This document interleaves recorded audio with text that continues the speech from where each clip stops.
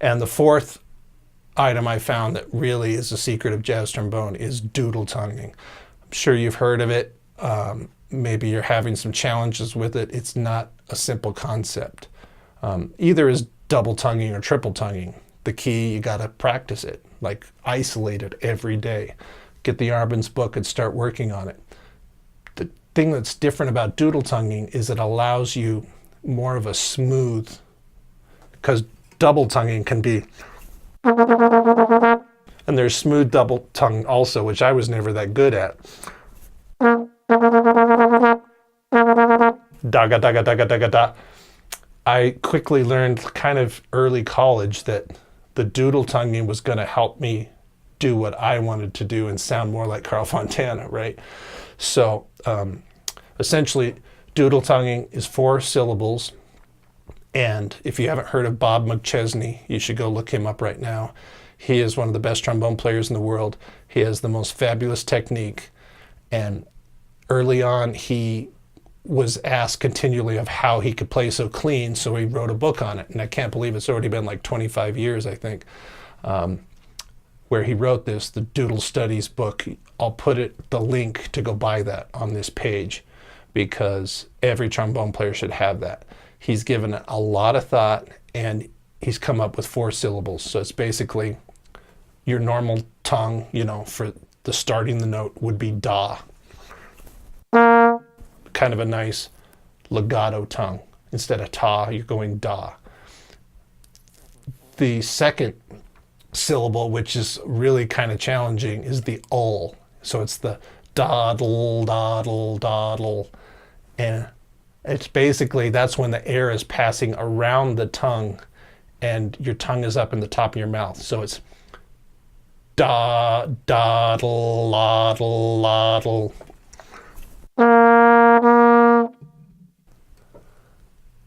It's sitting up there. And one thing I've really found, a tip to help that, is try to just play a B flat scale with the ul position. So you're used to how the air fills in your mouth. It's a little bit different. So I'm going to go ul.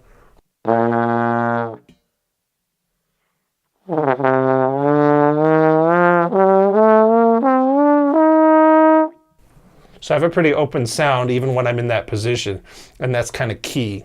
So that's one thing that might help you. When you're in ul, the next syllable that is most common is the la. So da to start things, ul is always the offbeats, and la comes after ul.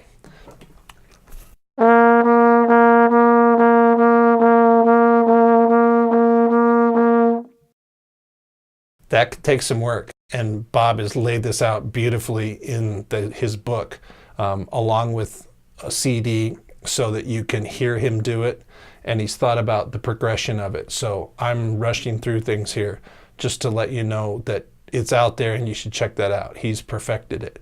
The last syllable is ah, which actually goes back to my first tip, natural slurs. So ah is the absence of a articulation, and just allows the horn to do the speaking for you. And most of the time you're using this is when you're descending.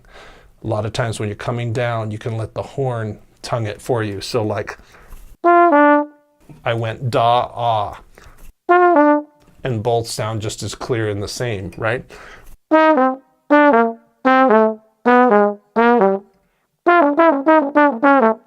So doddle, loddle, loddle, loddle, la.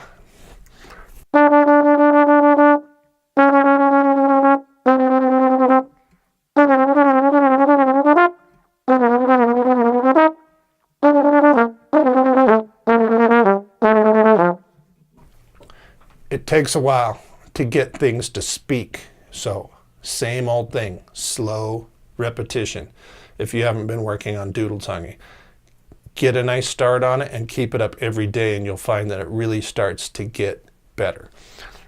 But as any great jazz trombone player that I hear, at any given moment, they're kind of doing these 4 steps at the same time.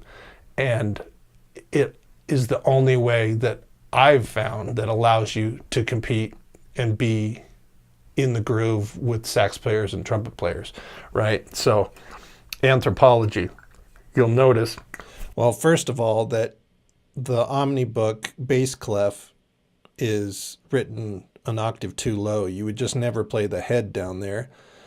The new real book is in treble clef, and so we'll use the old real book, which then has some mistakes as far as the melody.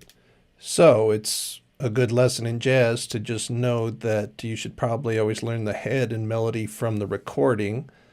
And if you're going to read written music, just know there's going to be some discrepancies and you might have to read different clefs. So your jazz improv skills go a lot farther than just making up a solo, right? You got to adapt to life.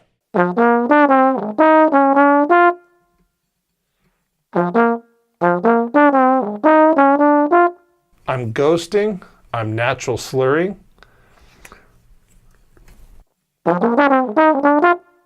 And I'm not doing too much alternate positions there, but then I do here. Why? Because that's closer than here.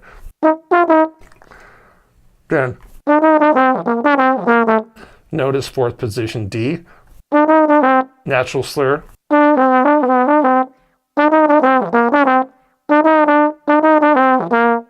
And I'm ghosting there.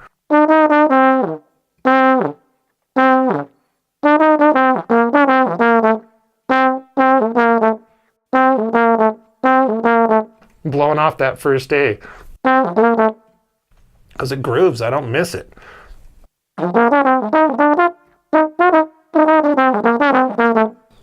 Right? That's the one where I'm already out here, so why not play the B flat?